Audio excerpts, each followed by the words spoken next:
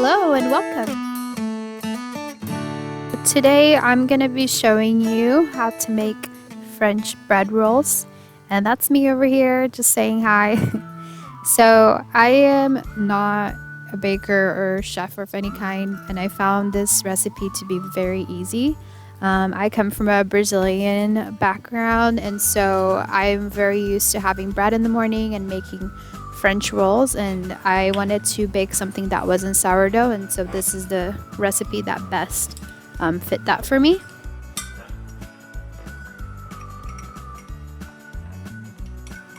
So you're gonna want to start by getting out a bowl, and in it you're gonna put 1 tablespoon of instant yeast, 1 tablespoon of sugar, and 2 tablespoons of butter. And what I used here was regular sugar, granulated, and the butter is salted, but you could also make this recipe with unsalted butter.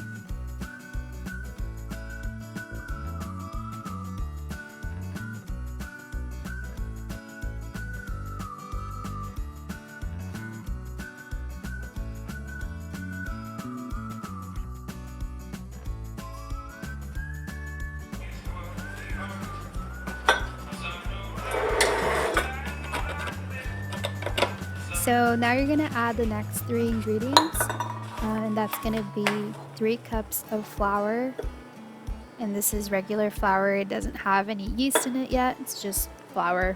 And then you're gonna add 2 teaspoons of salt, and you're also gonna need 1 cup of really cold water.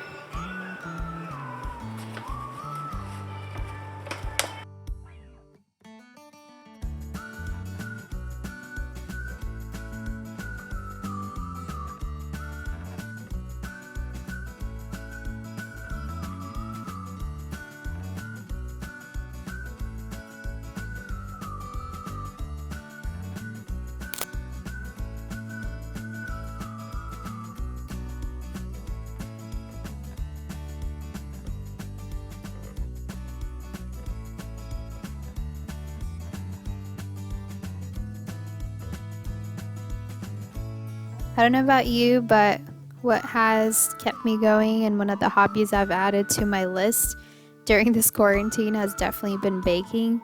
And what's cool about this recipe is that it's really accessible. I pretty much used ingredients I already had, and hopefully you're able to have some flour or get flour from your local grocery store. That was the only thing I couldn't find for a couple of weeks, but I finally got my hands on some, so that's really exciting for me.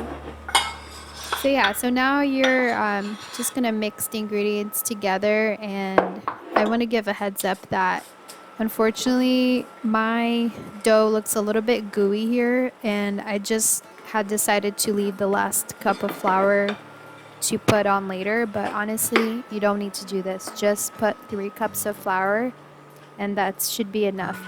Your dough should not be as gooey as this. Thankfully for me, my dough still did great and the bread turned out really well. So just trust the process. 3 cups of flour, you're gonna do great.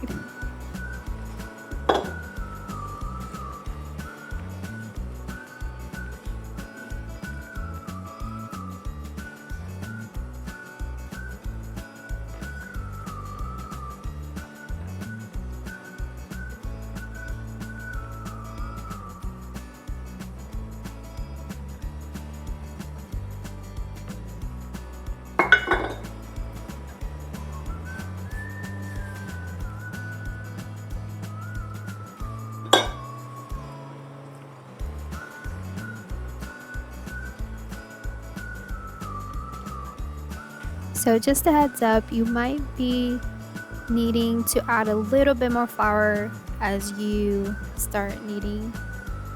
So just set some flour aside just in case you need to put some extra, but just go very little at a time.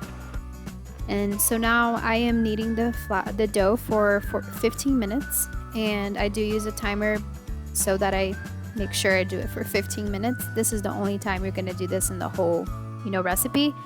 And I totally see how this is a really unfortunate angle for the camera, but what you want to do is basically take the heel of your hand and push the dough far from you. You don't need to rip the dough or anything, but you just keep doing this maneuver, and then you rotate the dough kind of like 90-degree angle, and then you start again, and just basically do this for 15 minutes. And this is gonna soften it, and it's gonna work the yeast, you know, through all of the dough. So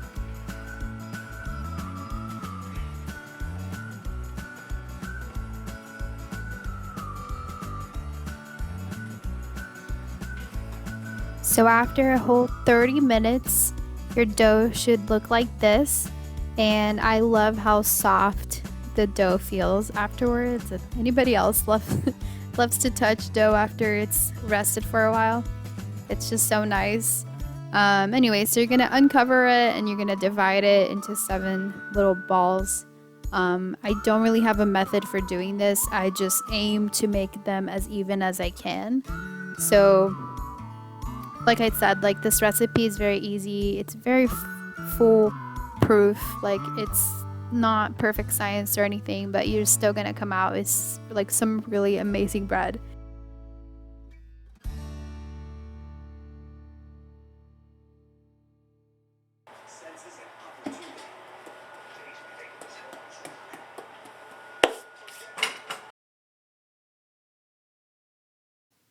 So to make the rolls into the shapes they need to be, you're gonna take one of the balls and roll them out in front of you, kind of like a snake-like shape is what I describe it.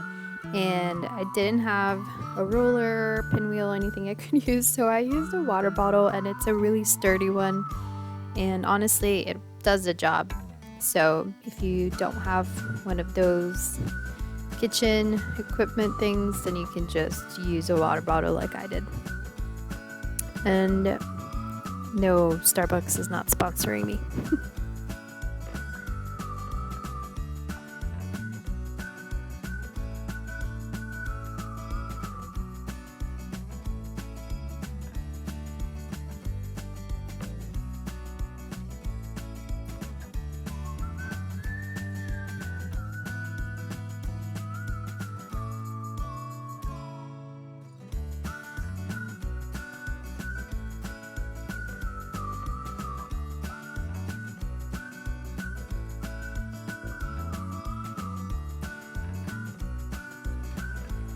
So the dough needs to be left there for 2 hours. So that's the longest the dough is gonna rest.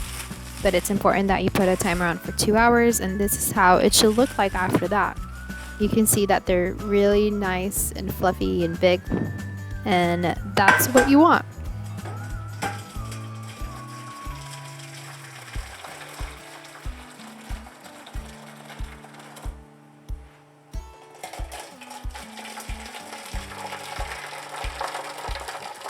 So bread needs to be baked at a really high temperature, and the reason we're adding the trays with water is so that it's at least nice and humid in there, and that's really important for the bread.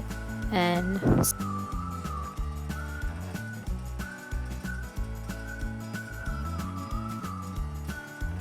so for this part, you'll want something like a brand new razor or the thinnest knife that you have to make these vertical cuts along the bread.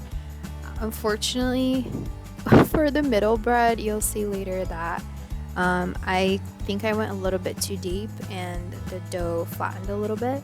So that's what you're trying to avoid. If you have something really thin to cut with, it's gonna, you know, ensure that this doesn't happen. So, but it's okay. It turned out great anyways, and the other ones were nice and airy inside, so it was only the middle one that got a little bit flat, but that's just a warning that that does happen.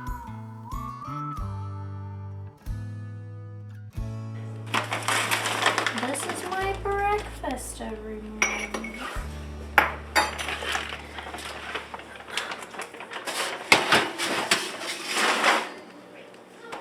So I pulled the bread out of the oven maybe 15 or 20 minutes in.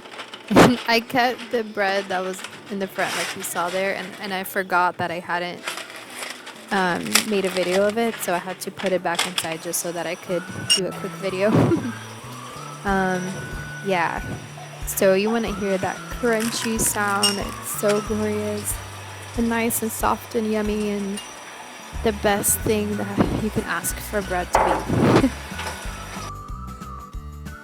Yep, and these are good to go for the rest of the week. Just put them in a bag, and the next day you'll see that they're really nice and soft, and honestly one of the best breads that I've had in a while.